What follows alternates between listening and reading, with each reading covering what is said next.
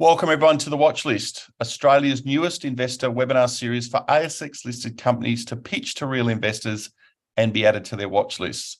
What we try to do is find companies that we'd love to have you add to your watch list, but today we've got two companies that I am very, very confident are on your watch list based on the number of registrants and the number of questions we're already receiving. We do look to get you introduced to those companies so you can ask more questions of them, hear the stories directly. Both of these companies have a lot going on. Both of these companies have been in the news recently. And as I said, I'm confident they are on your watch list. The two cracking lithium stories we're going to hear from today are Azure Minerals, ASX code AEDST, and Green Technology Metals, ASX code GT1. Each company will present, then management will be on hand to answer any questions you have. So make sure you have questions ready of management and submit them using the Q&A button on your screen. Okay, let's get started. Our first presenter is Luke Cox, CEO of Green Technology Metals. Green Technology Metals is a North American focused lithium exploration and development business operating its 100% owned Ontario lithium projects in Ontario, and today came out with some cracking news that no doubt Luke will talk you through. Luke, over to you. Morning, everyone. So my name is Luke Cox. I'm the CEO of Green Technology Metals. So I'm going to whisk you off to Canada, and this is where we're building a vertically integrated lithium business. So specifically in Ontario, which we'll discuss in more detail in the presentation. So next slide. So we've just ramped up to 24 million tonnes of resources, and that's just across our first two projects. Now, the first project's called Seymour, which is our flagship, and our second project's called Root, which will be our longer-term feed source. Now, we have 10 projects in total. We've got 56,000 hectares. And what we're looking to do is build that lithium supply chain, but really starting with Seymour. Next slide. So like any good team, you need a good board. John Young, our chairman, he founded Pilbara Minerals many years ago. That's a lithium household name. We've got Cam Henry. He's just recently become an exec director. So he's in the office now every day. He's actually off to Canada to go and spend some more time with the team.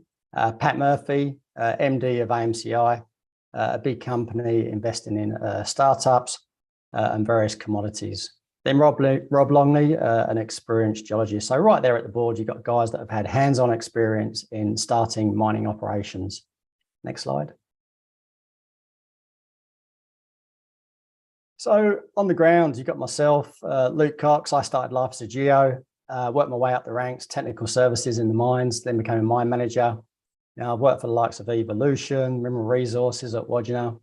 And also got Matt, he's on the ground there, COO, he's heading up the operations. And we're starting to build a real presence in Canada. We have an office in Toronto, which is going to become more of the corporate office. And then we have an office in Thunder Bay, which is our operations office. And Thunder Bay is where our hub is. And around Thunder Bay, where our assets are located. On the left-hand side, so one thing to note, it's got a really strong registry. So more recently, LGES, they build batteries. They jumped on the registry. Invested in the business. This is their first investment in a mining company. They looked at GT1 just because of the board, because of the team and our location in North America and the big thematic that LG are getting involved in building that vertical integration. Also, we have Primero, household name in building lithium processing plants. Lithium Americas Corp, one of the biggest North American lithium players. They're on our registry as well. And obviously AMCI, who have been with us since the start. Next slide. So what's this all about? How are we going to achieve this? So what we're looking to do is build into the thematic in Ontario. What they're trying to do is build a vertically integrated business also. They've invested 25 billion already in the downstream component. That's the battery manufacturing with Stellantis, LG Energy Solutions and PowerCo. So PowerCo is part of VW. They're all building their plants right there in Ontario. Now, they've also put aside money for the critical mineral strategy, 1.5 billion. And really what that's to do is to start getting investment in the upstream portion of this business, specifically in conversion plants. So that's converting the concentrates that we'll produce into a chemical that can go into the battery. So as you can see, Ontario are building this vertical integration, and that's what we're feeding into. Next slide. So on the left-hand side, this is what GT1 are looking to do. We're building the resources organically. We just released a mineral resource update for the Root Bay project. Those tons will keep expanding. We've just got rigs kicking off at Seymour, which is the flagship. So we'll build a resource base organically, but also there's a lot of opportunity for inorganic growth around Thunder Bay. Now we'll produce a concentrate on site, and then that concentrate will go to a lithium conversion facility in Thunder Bay. And then we will feed the downstream players. As you can see, we've already partnered up with downstream players like LG Energy Solutions, and we're already talking to all the other players in Ontario. Next slide. So this is a big project. How's GT1 going to achieve this? So we're going to break it up into bite-sized chunks. The first chunk, if you like, which is stage 1, let's get the Seymour project up and running. Now, we have a team in Thunder Bay in the operations office specialising in permitting and First Nation engagement. Now, we have designed and engineered this project for the minimum amount of permitting required. So, we talk about a zero runoff site. So that's one permit that we don't need. We talk about using less chemicals or no chemicals, and that's why we've gone to a dense media separation only. We also talk about a small footprint and also really keeping down the front end of the processing facility below 1.5 million tonnes, which is also a hurdle that if you go above it, you go to federal permitting. If you keep below it, then you go into provincial permitting, which expedites your permitting. We're also reaching out to the First Nations where we work. This is their land. We're coming in and we're asking to start this operation up, and we're engaging and take them along the journey with us. So there'll be financial gain for everyone on this project. We'll create a concentrate on site, and then that will go through. And the first feed will go into Energy Solutions. But whilst that's happening, we'll also start and kick off the lithium conversion facility in Thunder Bay. So all the planning has already started, the design work. We're looking at the property and how we need to permit that. And also, really, this isn't just GT1. We're going to bring in a partner, a strategic partner that has done this already. We're not going to try and reinvent the wheel. So these are people that are already producing lithium chemicals, the likes in South Korea and Japan. And we've already started those negotiations, and they're very keen to jump onto this thematic. And really, the stage 3 is bringing on that long-term supply chain from the Root project and really the other 10 projects that we have in the pipeline. Next slide. So how do we get into production so soon? Well, all of our projects are located within the infrastructure hub around Thunder Bay. We don't have to build roads. They're already there. We don't have to build airports. There's airports at both sites. There's police departments, schools, there's fueling depots, everything that we need to start an operation. And that's at Seymour and the Root project. Now, that also shows there's a red marker in the middle there. That's the Trans-Canadian Railway line. That actually runs through our site. We also have the Wate power line runs through the site at Root.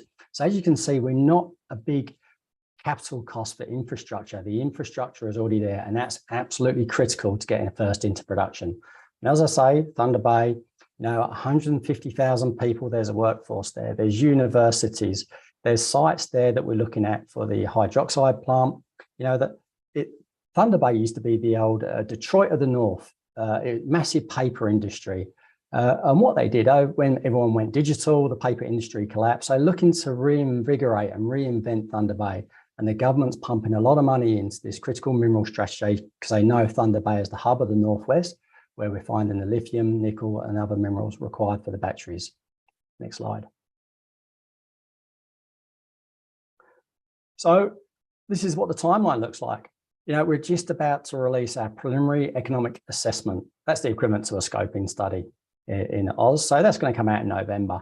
We will quickly move to a DFS because we're looking to get into production in the end of 2025. So that is first concentrate at the first project, Seymour, and getting an SC 5.5 concentrate into the market. Whilst that's happening, we're still moving along with a hydroxide facility in Thunder Bay, and we will move to a PFS. And we're looking for first production of chemicals into the business by 2028. And whilst that's all going along, the rigs won't stop. We'll continue drilling. We'll organically grow our resource base. As I say, we've got 24 million tonnes. We've got enough feed for 15 years, which is enough feed to kick off this whole strategy.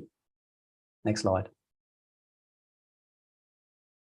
As I say, you know, the scoping studies coming out, you know, GT1, we've engaged with Nordmin, Englobe, Entech, Primero. You know, Primero have been through this process numerous times. They're highly experienced in the lithium processing side, so it's great.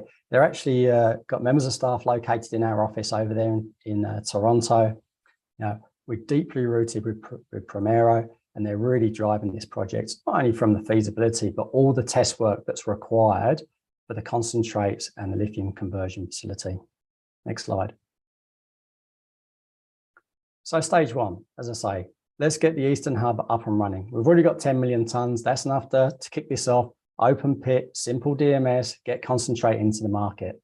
Next slide. You know, feed sources on the left-hand side there, Seymour project. That's where we got our first million tonnes. We actually just picked up a new property called Junior Lake. There's 3 known occurrences prior to picking this one up that had LCT, spodumene-bearing pegmatites. We flew some geophysics over that area, and then we sent the geos over. We picked up a main structure, and along that structure, we picked up numerous pegmatites. Now, with that, we went straight back to the business where we optioned it, and we went straight into a purchase agreement. That happened last month. You know, this is a prime lithium real estate, all in the Greenstone Belt, all within trucking distance of the central concentrator at Seymour. So you'll see some additional news come out. And the bottom right-hand picture there is, you know, what we've done to keep this simple from permitting. We said, look, you know, we're just going to talk about a simple open pit. As you can see on the picture in the bottom right, that's like a purple blob. That's potential underground operation, but we have not included that in our resources. We have not included that in our permits. That is some of your longer term feed sources. Next slide. As we talk about, you know, how do you permit something so quickly? You've got to do it correctly. You know, Ontario, you know, they've got 100 years worth of mining. They've got a very well-developed mines department, very similar to Australia, which has made it really easy for us. You know, so we talk about a low footprint, a very small footprint, exactly what we've done in that picture there. We talk about zero runoff, using no chemicals. We do not intersect any rivers or water bodies. That is something that's absolutely huge in Canada, because once you intersect or touch a water body, you go into a federal permitting approval process, because you start having to measure the aquatic fauna and flora, which is quite a protracted process. Next slide. As you can see, Primero have been hard at work. All the design work has now been done for Seymour. This is a DMS-only modularized concentrator. You know, we've done all the cut and fills, everything's been done. Next slide. Test work. We've done all of the life of mine concentrator test work. As you can see, we're getting 72% recovery. Like all studies, you know, that's some of your best results, but in the scoping study, you know, we'll use 65% recovery, because you've got to show, you know, what things would look like when you get into operation. Now, the reason for high recoveries at Seymour is very coarse grained spodumene and great grade. And it's just one single tabular ore body. So we don't have high dilution. So there's no real requirement for ore sorting or anything like that, which also minimizes the amount of permits that you need. Next slide. Stage 2, let's get this conversion facility up and running. We have spent 18 months on several properties in Thunder Bay. This is one of the properties. They're old paper mill industries. As you can see, there's been some rock breaking going on there with piles of the old foundations. We'll get that site cleaned up, and then we'll go into, I guess, a clean slate to start building the hydroxide plant. Into that site already, we have power, we have gas, we have heavy haulage roads, we have rail infrastructure with rail sidings, we have sewerage. So everything that you need to build a plant. Next slide. Once again, Primero been busy. The green bottom right-hand box, the green sheds, that is stage 1. That is just one train, you know, producing between 20 and 24,000 tonnes of lithium hydroxide. And then the grey boxes are the stage 2, where we'll ramp up production in due course. And as I say, everything that we need is already there on that site. Next slide. Long-term feed source, stage 3. So this is where we talk about the Western Hub. You know, every couple of months we're building up that resource, and there's still more to come. So next slide. Top right-hand picture on the left-hand side, we hit Macomb. We quickly proved up 4.5 million tonnes of spodumene.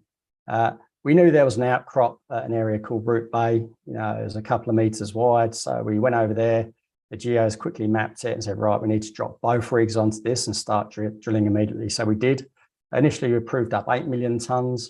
And for the scoping study, we need to go and do infill drilling, which we've just completed.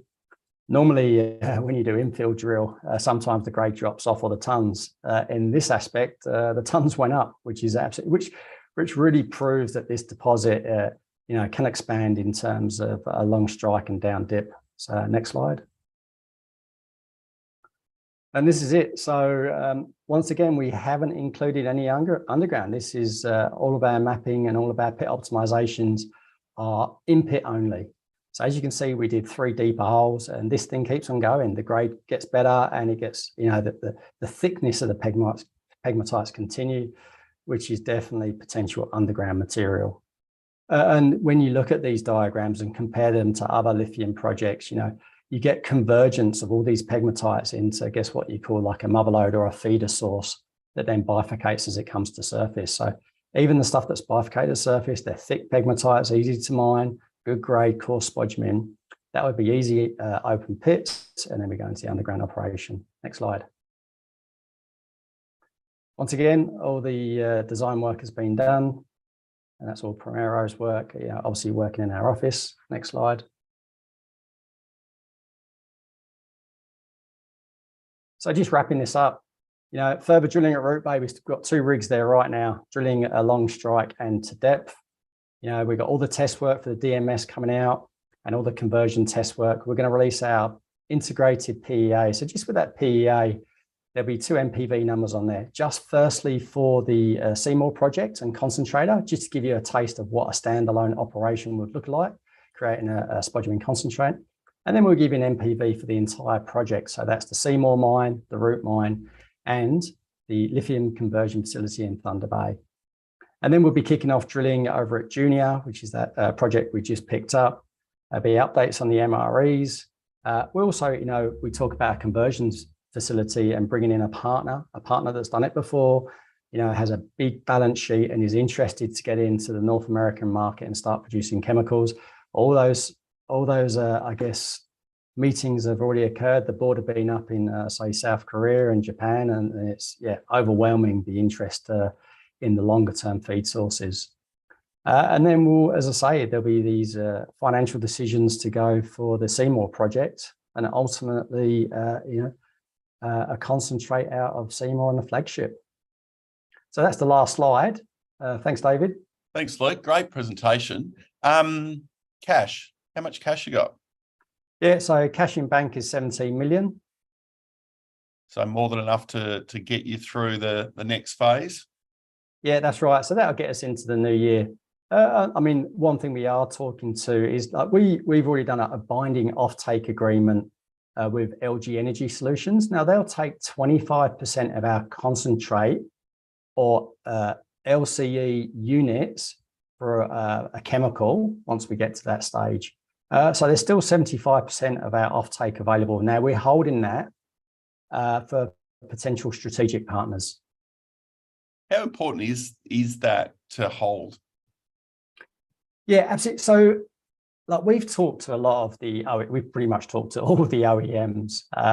They're prepared to take all of our offtake right now, but they haven't built lithium conversion plants before. They're not interested in stumping up the capital for a conversion plant. So what we're looking at now is we need a chemical business that will come in with a good balance sheet, and I guess those businesses, their concern is where's the feed going to come from? So that's where GT1 comes in. We supply the we supply the concentrates into the conversion plant, which minimizes their risk, and they know the feed's coming in, and then they're quite keen to build the conversion facility. And we'll be like a minority holder in that, whereas the strategic partner will be the majority holder.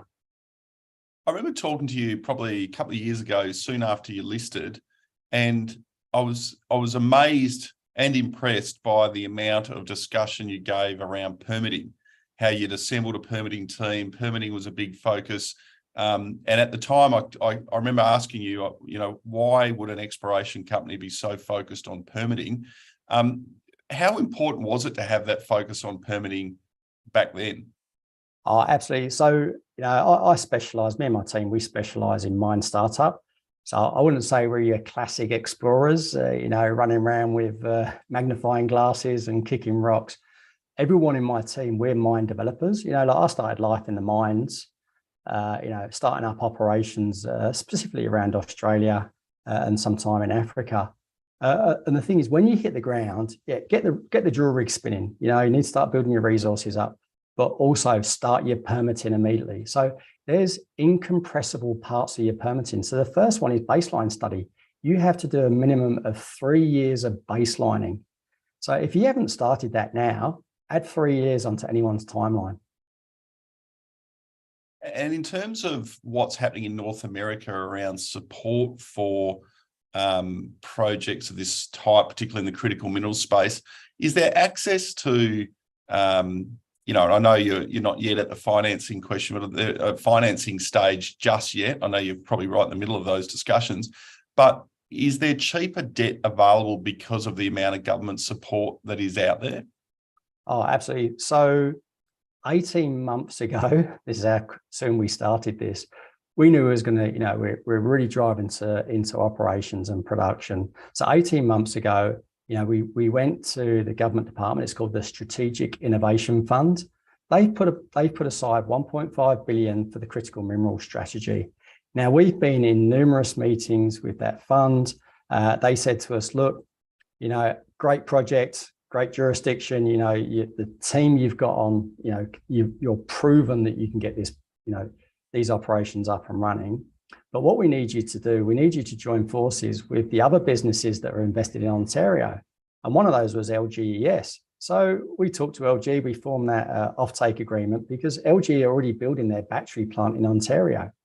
And they said, well, if you're going to create the concentrates and LG is going to take the materials that you create, well, that's a match made in heaven, because that makes our job easier in terms of funding. So here's the critical mineral strategy. There's 1.5 million tons.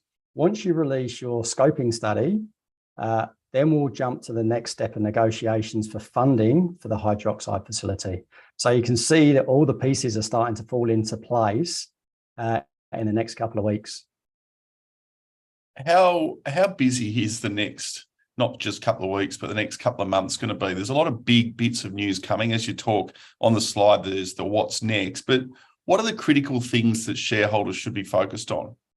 Yeah, so absolutely critical. We've got the mineral resource out. So one big thing with the mineral resource, when you release a scoping study, a percentage of your resource has to be within the indicated category, JORC category.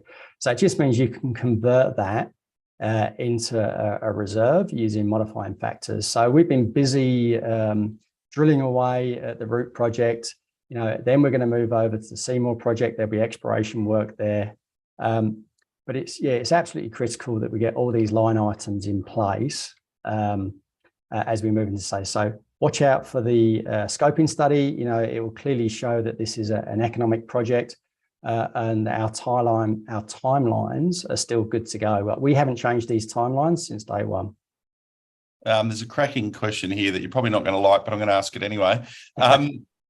There's clearly a lot of M&A occurring for lithium companies that are at or nearing production, and even a bit further down the curve, both in North America, South America, now Australia. How closely do you think you're being watched? Yeah, we are I lost count of how many NDAs I've signed. But yeah, we watch very closely. But we do have a strategy in place. Should someone try and take us over, we are looking to go in production. We have the team in place. We're working away with the permitting and the First Nations to get this one up and running to really maximize value. Because once you get that first concentrate and you get, then you get the funding for the downstream conversion facility, that's where the real worth of GT1 comes in. Your NPV goes through the roof. Do you take notice of how other lithium companies have stared down M&A and have actually chosen to push ahead with production because they can see the value? Oh, absolutely. The whole reason they're trying to take you over early is because they see you as an accretive value opportunity. They can see, look, if we jump in now just before they go to production, GT1's done all the hard work, and we're just going to come in and swoop the project. You always think about shareholder value, but there's definitely significant value into going and really developing this project into vertical integration, rather than just drilling this project out and selling it off. Clearly, a team that's been focused on production from day one. As I said, when you and I sat down a couple of years ago, it was all about permitting. It was all about getting study work and all those things in place. So clearly focused on production, a team that's focused on production, a team that's done it before. Exciting times for GT1 and its shareholders. We look forward to following with interest. Luke, thanks for your time. All right, thanks, David. Thank you, everyone. I'd now like to introduce Tony Rivera, Managing Director of Azure Minerals. Azure has embarked on an accelerated growth strategy to rapidly advance the company's multi-commodity battery metals rich Andover project in Western Australia. Clearly on a lot of watch lists, and there's a lot of questions coming through. I'll let Tony jump straight into it, and we'll get to the questions as soon as we can. Tony, thanks for your time. Yeah, thanks, David, and thank you, everyone, for the opportunity to present to you the Azure Minerals story and an update on the Andover lithium project. And as it notes there on the title, we are in the process of advancing from exploration through to the development stage. The exploration is having some cracking good results, and we have commenced some of the component studies of the initial scoping study, which we expect to be out towards the end of next year. So the project is advancing very, very quickly. Just as a bit of a background scenario, is we're looking here at a drone shot of part of the Andover project area. It's located in the West Pilbara region of Western Australia. So we're looking at low rolling hills, not much in the way of vegetation, and lots of outcrops. So exploration in this area is very traditional, straightforward, boots on the ground, geologists out there walking the ground, mapping the rocks and taking samples. And over the 3 years that we've been operating on the Andover project, we've identified, the exploration geologists have identified numerous outcropping occurrences of nickel and copper sulfide mineralisation over the first couple of years, and now more recently identified abundant outcropping pegmatites containing significant quantities of spodumene, which is the preferred lithium mineral, and follow-up sampling has returned some very high lithium grades from those pegmatites. So that's the initial style of exploration, and from there on, we just move straight into the drilling. Next slide, please. The area that we're operating on is native title country owned by the Ngarluma people. We acknowledge their ownership, and I thank them for their cooperation and consent, because without those, we would not be able to operate our exploration programs on the project area. So very, very big thank you to the Ngarluma people. Next slide, please. So we're really looking at the upside potential of the Andover project. It is looking like it's going to be one of the best, one of the largest lithium exploration projects globally. We have released what we call an exploration target, which is a defined ASX term. It has to be defined in a range. So the range that we've put out there, based upon the exploration data we had up until about the end of July, was 100 to 240 million tonnes at a grade of between 1 and 1.5% lithium. Bearing in mind that this is a conceptual target, and it has to be proved up with drilling. So in that respect, we've embarked on a very large-scale drilling program. We've got over 100,000 metres planned, and to date we've completed, I think, around about 57,000 metres of drilling to date. So we expect to have that drilling continuing all the way through the rest of this year and well into next year as well. And the maiden mineral resource should be ready for release publicly in the first quarter of next year. We've also, in terms of the development, we have commenced the metallurgical test work that's underway. We were able to put out the preliminary results for one of the holes last week, and I'll talk a little bit about the metallurgy later on. And we do expect all of those component studies to be wrapped up towards the end of next year and a scoping study released to the market around about that time. Next slide, please. So corporately, you can see there the directors and the management side of things. The important things to note are on the right-hand side under the key projects. Andover project is a joint venture. It's 60% owned by Azure. So we bought that 60% for about $4 million worth of shares from the Creasy Group. And Mark Creasy has retained that 40% interest. He's free carried through to the final decision to mine.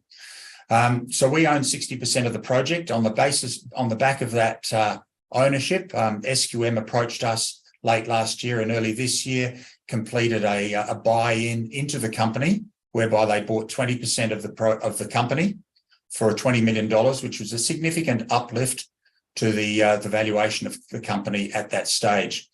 And Mark Creasy owns around about 13% of the company, and also the Deutsche Balaton Delphi German investment funds own a combined about 10.8%. We've recently completed a significant capital raising, and SQM contributed pro rata to maintain their 19.99%, as did Mark Creasy to retain his 13.2%. Next slide, please. So looking at the financials, we've got about 445 million shares on issue at the moment, with about 16 million options out there, which are all well in the money. With a share price today of around about $2.50, we've got a market cap of a bit over $1.1 billion. So the company is now a very large company. 12 months ago, with a market cap of $50 or $60 million and half a dozen employees at most, we were very much a junior company. We are now a company that would, just in terms of our size, potentially be in the top 300 ASX listed companies. And we've got a much larger workforce. We've got well over 20 geologists working for us now. We're in the process of employing specialists in the other fields as well. So resource geologists, mine geologists, mining engineers, metallurgists are all currently in the process of being onboarded. And the program that we're looking at implementing with those hires is to take the project all the way through from an exploration stage through development and in towards the production decision. As I mentioned earlier, we've just completed a capital raising, which is both a share placement and also an SPP to existing shareholders. And we've currently got over $130 million in the bank. So the company is incredibly well cashed up. We've got enough financial resources now to complete not only the resource drill out, but also scoping study and also the PFS, which we expect to be underway in 2025. No debt, so the company's in a very, very strong position. Next slide, please. One of the great benefits of this particular project is its location. It's in the West Pilbara region of Western Australia. So it is definitely a tier 1 low risk mining jurisdiction. To the south of us, we've got Rio Tinto's iron ore operating mines. To the north of us offshore, we've got Woodside and Chevron oil and gas facilities. Onshore, there's LNG processing facilities and export hubs there. Just off to the left-hand side of that image, you've got the Dampier salt flats. So this is a heavily industrialised area. There is a lot of infrastructure. You're looking at a 2-hour plane flight from Perth into Karratha. Half an hour drive along the Northwest Coastal Highway through the town of Roebourne gets us into our project area, where there's a bunch of roads and tracks that spiderweb across the project area. So we've got great access into that 108 square kilometre Andover project area. We've got potable water supply running up through there from south to north, which is the pale blue line that you can see on there. We're currently tapped into that and using that water supply for all of our drilling and other needs. We've got high voltage power lines running right through the middle of the project area, gas pipelines. It's about a 45-minute drive to the port of Dampier, off to the left-hand side there, which is a commercial multi-user port, which is utilised for export of bulk commodities. So you could not get a better located project than Andover. to develop and operate a mining and processing operation. We'll have the next slide, please. So zooming in onto the Andover project area itself, as I mentioned, it's 108 square kilometres, made up of 3 granted exploration licences, which are shown outlined in blue there. The town of Roebourne is just a couple of kilometres to the north of the project area. That's where we're based. So we have an office there. We've got sample processing facilities in place. There is a commercial mining village in town, so all of our people, geologists and field assistants and other technical employees are all based out of Roebourne and operate from there. That's probably a 10 or 15 minute drive along the Northwest Coastal Highway to get into our target areas where we're currently drilling. The pegmatite swarm is shown there as those red shapes. You can see it's a triangular wedge bounded by 2 major crustal tapping fault zones. That's about 9 kilometres east-west by up to 5 kilometres north-south. And we're currently very, very busy in their drilling at the moment. So that 100,000 metre drilling program that we commenced back in March has just been accelerating. And as we add more rigs into it, we've now got 4 drill rigs drilling in target area number 1, which is 1 RC rig and 3 diamond rigs. We've got 3 diamond rigs in target area number 3 right now, and we've got another 2 drill rigs that are mobilising to site as we speak and should be on site and operating within the next 7 days or so. So things are very busy there. We're going to have 9 drill rigs operating between now and the end of the year. And as I mentioned earlier, we've completed over 57,000 metres of diamond and RC drilling. And we expect that we'll probably be around about 80 to 90,000 metres drilled by Christmas. And then we're just going to keep on drilling all of next year. And we will just be looking to continue drilling and expanding the resources, particularly the one that we're putting out in the first quarter of next year. So the 3 target areas where we've been working up till now are shown on there, known as target areas 1, 2 and 3. Target area number 1, the next slide, please. Target area number 1 is shown here, is zoomed in.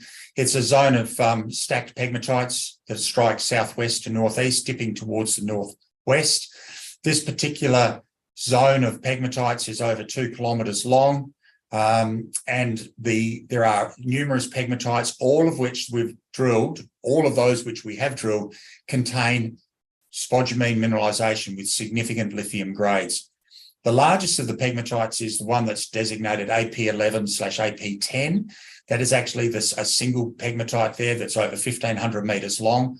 And over a significant strike length, it's over 100 metres in width as well. So the volume potential for the AP1011 pegmatite is simply enormous. It remains open along strike, both southwest and northeast, and at depth as well. Now, we've drilled down to 400 metres vertically below surface. The pegmatite is still open and well mineralised and of substantial width as well. So that AP10, AP11 pegmatite is going to make up probably a large majority of our initial mineral resource that we're going to be putting out in the first quarter of next year. And as I mentioned earlier, we've still got 4 drill rigs drilling in there, focused very much on extending those that AP1110 pegmatite, both along strike and down dip. And we are continuing to hit visual mineralisation, and there'll be a lot more drill results being announced on that as we go forward. We'll have the next slide, please. Remarkably, that AP1011 pegmatite has got numerous drill intersections that are well over 100 metres in intersection width. And as you can see on there, there's 8 on there at the moment, which are all over 100 metres in intersection width. And of those, 4 of them are well over 100 metres in true width as well. And we're continuing to hit 60 to 80 to 100 metre wide intersections containing visual mineralisation as we speak. It would be remiss of me not to mention the fact that these 100 metre plus wide intersections are something that is not seen in any other lithium deposit, hard rock lithium deposit in Western Australia. In some of the other projects, you might get 1 or 2 or maybe 300 metre wide intersections, but to be hitting over 800 metre wide intersections of mineralisation in this one deposit is quite remarkable, and it does augur well for the overall size potential of these particular pegmatites. Have the next slide, please. And we're looking at target area number 3. I will just briefly mention we did drill a number of holes at target area number 2. We've identified the pegmatites up there. They're actually in a geologically complex setting. The widths and the grades of them were quite erratic. So after drilling 29 holes into that target area number 2, we moved the rig down to target area number 3. We immediately hit lots of really good looking mineralisation in these pegmatites. We mobilised the other 2 rigs down there now. So we've got 3 rigs operating there, and there'll be more coming in over the next week or so. And there's 6 pegmatites that are stacked on top of each other. Once again, it's extending in a southwest to northeast direction, dipping towards the northwest. They outcrop significantly over the area, and detailed mapping and sampling through that area has hit a lot of, has returned a lot of very high grade lithium results. So we're talking 2, 3, 4% Li2O in that outcrop sampling. And what we're seeing in the drill holes, in the diamond drill holes, visually is replicating what we see at surface with the amount of spodumene in both outcrop and in the drill core. Have the next slide, please.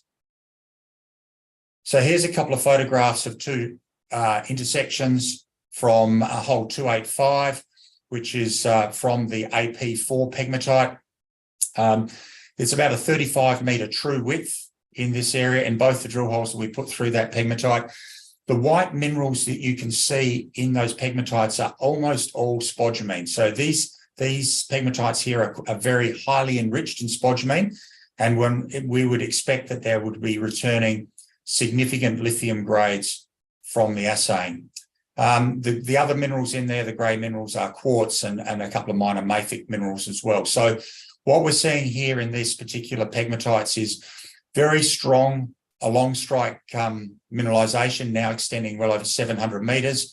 The true widths are looking around about 35 metres true width in all of the holes that we've put through the AP4 pegmatite, and we have hit mineralisation in the other stacked pegmatites as well. So this particular area has now become a high priority for us, and we are mobilising more drill rigs into the area.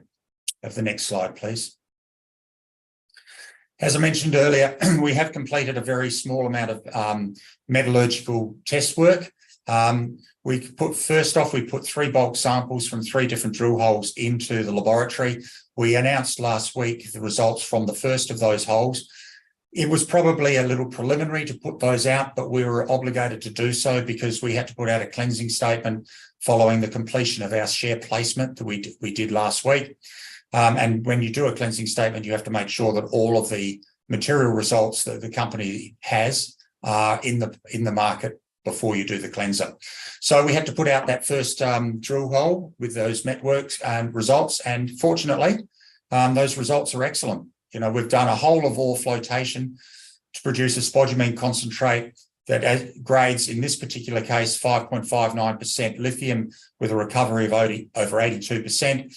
On the sliding curve, you can see in the graph at the bottom, you can get a 6% spodumene concentrate with recoveries around about 65% as well. So this is just the first hole, and we've got 2 more that are coming to nearing completion in terms of the test work, and we should be able to, in the next couple of weeks or next few weeks, be able to put out the results for all of those other holes. And we're also about to submit about another 12 drill holes in for flotation test work, and that work will probably take 2 to 3 months to complete. And that metallurgical test work program is not something that starts and stops. It's actually going to be ongoing, and we expect that we're going to be continuing metallurgical test work throughout all of the pegmatites that we've drilled and throughout that whole district for quite some months and potentially years ahead of us. Because when you're looking at designing a processing facility for pegmatites, due to the internal variations and complications, you need to have a really strong understanding of the metallurgy, and that's something that we've implemented very early on. So to have a flotation process which does get such high recoveries is very strong indication that that's going to be the modus operandi for operating and recovering the spodumene. We are still continuing to do some dense media separation test work, but at this stage, the initial results were not promising. So the flotation processing looks like it's going to be the way to go, and that's similar to all of the other operating lithium mines in Western Australia like Pilgangoora, Wodgina and Greenbushes. Could we have the next slide, please? So as we advance from being a pure explorer to being a company that's in the development stage, we've got a lot of activities that are ongoing. Obviously, we've got a lot of diamond drilling going on, and that drilling we expect to be continued throughout this year and all of next year as well. Well, initially, we'll look to convert the exploration target to the maiden mineral resource that should be ready in the first quarter of next year. And then we're just going to keep on drilling because most of that maiden mineral resource will be in the inferred category. And what we'll need to do is to get a large proportion of that into the indicated resource category, which means we'll be putting out a mineral resource upgrade around the middle of next year or into the third quarter of next year, so that the majority of the resource is in the indicated category. Plus, we'll also be looking to increase the overall size of the resource through that resource upgrade mid next year. We've got a lot of other components of the scoping study underway at the moment. So metallurgy is just ongoing and will be for months and months ahead of us. Geotechnical studies and mining studies are in progress. Heritage surveys, those heritage baseline studies commenced about 2 years ago when we initially started doing a scoping study for the nickel deposits we identified on the project area. So we're now well over 2 years into that the environmental baseline studies. And we expect that we should be able to complete those to a scoping study standard by mid next year, because that'll be the 3-year mark. And then potentially, as well as that, will meet the standards for our PFS too. Heritage surveys are always ongoing. We've just completed our 8th study and survey over the last week, and we'll be carrying out more surveys throughout the project area as we go through next year and beyond. And the intention is that the scoping study will be completed by the end of next year, with the most of that, the majority of it being on indicator resources, which enables us to convert to ore reserves and can define the program financially by carrying out a financial model on the project. So there is a lot of activity going on. The company is in a very strong position financially to be able to carry this through and complete it all the way through to a DFS stage. Next slide, please. And that's the up-to-date story of Azure Minerals and our Andover project. And it is looking quite remarkable. And it's likely to be one of the very largest lithium projects anywhere in the world. Thank you. Thanks, Tony. Cracking presentation. And you're constantly having to update it because there's constantly lots of news coming out that just keeps adding to the story. Yep. You touched on, just stepping back a little bit, you touched on the nickel. There's a quality nickel project sitting there as well, which has really been overshadowed by the lithium opportunity, because originally this project was picked up for nickel. How quickly did the lithium elements of it overtake the nickel project? And when did you know you had a lithium project on your hands? Well, we had the first 2 years of the project from mid-2020 through to mid-2022. It was very much the focus was on the nickel. But then we observed that there were pegmatites in the area, and then we saw that they contained spodumene and that they returned higher grade lithium numbers as well. So we just started in sort of around the mid-2022 time, moving into a mapping and sampling program. And it was probably 9 months of work, consistent work on the lithium, that we have finally identified that the potential there was absolutely enormous, and it certainly outweighed the potential value of the nickel. Now, there are 2 nickel sulfide deposits there, 6 million tonnes at nearly 1.5% nickel equivalent. That's a very good project in its own right. And we've got a number of other prospects where we've drilled, and we've got nickel sulfide mineralisation, which have yet to be drilled to the resource stage. So this is potentially a nickel project or a nickel mine and processing operation in its own right at some time in the future. But the potential value of the lithium is so enormous that it has certainly overtaken the nickel for the time being.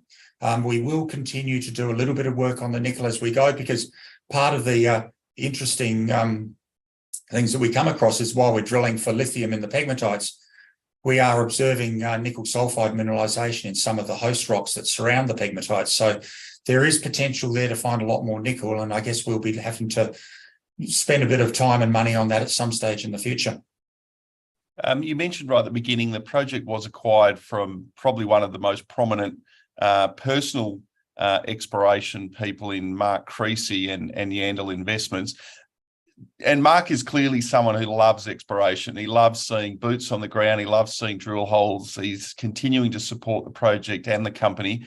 You know, how eager is he to see what this could be, and how eager is he when the results are coming through to sort of cast his eye over them, to at times maybe say, look, I always thought there was something there. You know, how he loves exploration, and you know that better than anyone. And how excited is he to see the amount of drilling, the amount of drill rigs, and the results coming through? Oh, he's very, very excited. Obviously, he was very pleased with the initial success we had in drilling and discovering the nickel sulfide deposits, and because he has a great history in himself in terms of discovery of nickel bodies. But for us to then identify and drill out some what are going to be incredibly substantial lithium deposits, this is certainly, it did surprise him, but it certainly has excited him. And he just loves being a part of discovery. He loves rocks, he loves discoveries. And I do talk to him every couple of weeks or so to bring him up to speed with what we're doing, because he's just such a strong supporter of exploration and discovery. Now, talking about exploration discovery, what's the opportunity outside of TA1, TA2 and TA3, specifically around Seaview and Christus? Really good. We've carried out a lot of mapping and sampling of other pegmatites, and a lot of that information has been publicly released earlier this year. We've certainly identified a lot of other pegmatites which contain visual spodumene that have returned high-grade lithium results from the assaying. Those results have been announced publicly, but we've yet to go out and drill them, particularly, say, the pegmatites around that Christus deposit. We do know that there was a very large outcropping pegmatite there that has, I can't remember the number of, but quite a lot of samples that returned over 4% lithium from the surface sampling program. We have recently completed a heritage survey over that area, so we're hopeful that we'll be able to have drill rigs going into that area and other areas in the early part of next year with the exploration, with the ongoing exploration program that we've got planned. Is it a case of not enough drill rigs? Well, we're going to have 9 drill rigs as of a week or so from now. So there's plenty of drill rigs. We're having to hire plenty more geologists. So this is an incredibly fast-moving exercise. We've had to ramp up, people, equipment, logistics incredibly quickly from the beginning of this year. And remember, we only put the first drill hole in sort of early to mid-March. So here we are probably 6 months later with 9 rigs on site and nearly 100,000 metres of lithium-specific mineralisation or lithium-specific drilling underway. So, yeah, it's quite an amazing transformation of both the company and of the project. And people who don't know you well or don't know your own history, and I know managing directors generally don't like talking about themselves, but you've built projects before. You know how to do this. I was part of the team at Jubilee Mines, myself and another geologist, Terry Grammer, were the 2 geologists that found the initial Cosmos nickel deposit, which we've then found nickel Cosmos deeps underneath that and a number of other deposits as well. And obviously Jubilee built Cosmos. That wasn't me. I was part of a team of technical experts who were part of that and who built what was one of the world's great nickel mines. Yes, I've been a part of teams that have done that, and I'm looking forward to being a part of a team that will accelerate and progress Andover through to production as well. So a number of questions have come through, so I'll get through as many as I can. A good one here. The previous speaker referred to a feeder zone, and LTR found a large feeder zone in their lithium deposit. Is there likely to be such a feeder zone at Andover, and do you have any idea where it could lie in your large tenement area? At this stage, all of the pegmatites that we've drilled have been individual pegmatites. We've not yet seen any indication that they all join together into a single or multiple feeder zones at depth. And we have only drilled to 400 metres down, and these things like pegmatites and the original source and feeder zones could be at quite significant depth. So at this stage, we've not yet found one. And what does the current burn rate look like? Cognizant that you do have a lot of cash, but what does the current burn rate look like? There is currently spending somewhere around about $5 million a month on with so many drill rigs operating. So it's a very busy time, and fortunately, we were well supported in the most recent capital raising, and with over $130 million in the bank, we're well supplied with cash for a long time ahead. Now, there's a comment here. Can you comment on the Fe content in concentrate?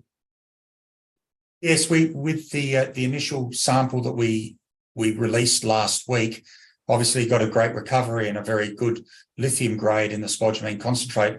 Also within that concentrate was an iron grade of about 2%. Now, that's not unusual in the early stages when you've not done a lot of optimization. There are a number of techniques that you can use to remove iron, like magnetic separation, desliming, pre-flotation sulfide removal. Those things are being done at the moment on all of the samples that are currently at the lab. When we did the initial concentrate, the lithium grade went from about 1.4% to 5.6%, which is about a 4 times upgrade. The iron, for some reason, had a 10 times upgrade from 0.2 up to 2%. So we're very confident going forward, and this is not only us, but also our advisors at the Metallurgical Laboratory, very confident being able to remove most of the iron and getting the final iron grade to well below 1%. Do you think, as you said, putting out those results was a necessity given the need to cleanse ahead of the issuing of shares? Do you think the market misunderstood those results to some degree? There was clearly fantastic results, but some of it seemed to be misunderstood.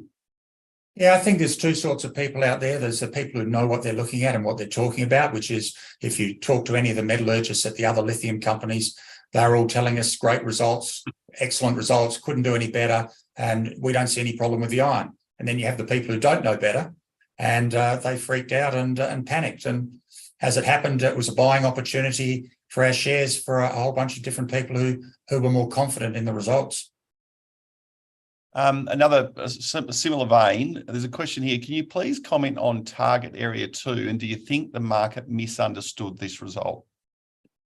No, I don't think the market has misunderstood it. I think the market was disappointed with what we got in target area 2, as we were. We have a reasonable understanding as to why the pegmatites are more narrow there, and they don't contain quite the high grade that we see in the other two areas. And that's possibly because the pegmatites are intruding into a different rock type. They're going into a gabbro there, which is a harder, more competent rock, which probably hasn't allowed the pegmatites to intrude quite as easily as the ultramafics have at target areas 1 and 3. However, when you go further to the northeast of target area 2, those same pegmatites go back into ultramafics. And that's an area that we're keen to get in and start drilling on in the future, further to the northeast of target area 2. We've completed the heritage survey. We're waiting on the results from that. And we expect that we'll be drilling up there in the early part of next year. Now, there are a number of questions that came through previously or came through prior to the presentation around M&A, around activity in the space. Clearly, as I mentioned with Luke previously, anyone that is in the lithium space with a significant project that is focused on production is seeing a lot of interest. Do you field a lot of calls? I know you know materially where there's nothing to announce, but do you field a lot of calls, and is there a lot? Do you get a sense that there's a lot happening in the space and a lot of activity to be had? Yeah, well, there's definitely a lot of activity in the space at the moment, and we've seen that with the likes of Liontown and Delta and a whole bunch of other lithium companies as well, where some of the major players in both the lithium space and also other larger mining companies are putting a footprint on there and or a foothold onto some of those assets. Azure has fielded a lot of inquiries. There's a lot of inbound interest in what we're doing, particularly because of the potential size. You know, we could be, if we're talking a lithium deposits top 4 or 5 in the world, it attracts the attention of all the major players. But at this stage, you know, we've got SQM as a 20% shareholder, and no others have made a move at this point in time, but time will tell. And there's a good question here in relation to the nickel projects. As you say, high quality nickel projects that if the lithium wasn't there, you'd be racing ahead developing those. Is there any thought to spinning them off or doing something with them to extract value now so that you can concentrate solely on the lithium? We looked at that as a possibility in the early days, and there are two deposits, Ridgeline and Andover, which are at the western end of the project area, and they are separate from where the pegmatites are and where the lithium is. And I might just, as an aside, and just to clarify some misconceptions that are out there in the market, when we drilled with a nickel focus at Andover and Ridgeline deposits, we drilled 80,000 metres of diamond drilling in 200 diamond drill holes, and we did not hit a single pegmatite around Ridgeline and Andover. Those pegmatites do not extend anywhere near those lithium deposits. So those two deposits in themselves could probably be spun out at some stage in the future. However, there are some other really good lithium prospects, Seaview, Skyline, the likes of Christas on the eastern side, where there's some incredibly high-grade copper and nickel assays have been returned from outcropping Gossans. And those prospects are probably going to be intimately related, at least geographically, with the pegmatites. And so spinning those out is not really possible. So at this stage, we're just waiting and seeing what happens. If further exploration identifies more nickel deposits, then this might end up being a co-development strategy where both lithium is developed and nickel is developed simultaneously or concurrently. In terms of T1 drilling, is that infill or extensional? Both. We've got an RC rig and 2 diamond rigs doing extensional drilling, both to the east and west. And we've got a single diamond rig in the middle at the moment, just doing infill drilling and down dip extensions as well. You've got a lot of shareholders here, or a lot of groups who clearly want to ask a lot of M&A questions, but I'm not going to put you on the spot and get you into trouble there. The only question I would ask is, obviously, there were discussions with SQM some time ago. Do they remain a supportive shareholder, and do you continue discussions with them around project development as opposed to M&A? Yes, certainly. SQM did put more than one NBIO on the table, which we announced, I think it was in early August. Yep. And we were able to discourage them and from pursuing those offers at that time. But that has not harmed our relationship with SQM in the slightest. They are still very interested in what we're doing. They're very supportive of what we're doing. That can be demonstrated by the fact that they maintained their 19.99% pro rata in the recent capital raising we did by putting in another $26 million or something like that. So SQM is still a very major supporter of Azure, and we have a very strong technical relationship with them. Last question. You're known as one of the good guys in the industry. Everyone I speak to always tells me that Azure and yourself deserve every success for the amount of effort and work and support that you've given the industry. Do you pinch yourself when you sit there and think, I'm running $1 billion company, I've got 9 drill rigs, I've got $130 million cash at bank, and I'm developing probably one of the biggest lithium projects in the world? Do you pinch yourself and think this is an amazing place to be? Yes, I do. I've been working as a geologist and a company manager for 40 years now. We've had some really good success along the way with some good discoveries that have become operating mines, and that's been a huge amount of professional satisfaction for me. But to find something like what we've got here with the lithium deposits we're delineating at Andover, to take a company in 9 months from 60 million market cap to 1.2 billion market cap, it's an incredible ride and incredibly satisfying professionally for me. But I'm also really pleased for the team that we've got working here, because deposits of this scale, world-class deposits of this scale, very, very rarely come along. Most geologists will have no experience of that in their entire career. And we've now got geologists working for Azure who are just thoroughly and soaking up the atmosphere of professional success, and good on them, because they're doing a fantastic job. On that note, we will finish, but Tony, clearly wish you all the best. And as I said, every time we get a presentation, it has to be updated quickly, because there's so much happening with Azure and so much good news coming out of the Andover project. Wish you every success and look forward to following the story, and hope the next 9 months are as fast-paced and exciting as the last 9 months. Thanks for your time. Thank you, David, and thank you for everyone for tuning in. As I said in my introduction, the purpose of this webinar series is to give you the opportunity to engage directly with companies that are on your watch list and give you ideas of companies you might want to potentially add. So look at your watch list. Let us know who's there and who you'd like to hear from. Drop a note to Stuart Walters there via email and let us know. We want you to hear from the companies on your watch list or those you're looking to put on your watch list. Thank you, everyone, for participating today. Thanks for firing through cracking questions. 2 great companies presenting. Exciting times for both of them. Clearly, a lot of them, or it's clearly they're on a lot of your watch lists based on the number of people participating. Thanks for your time and have a great day. Thanks.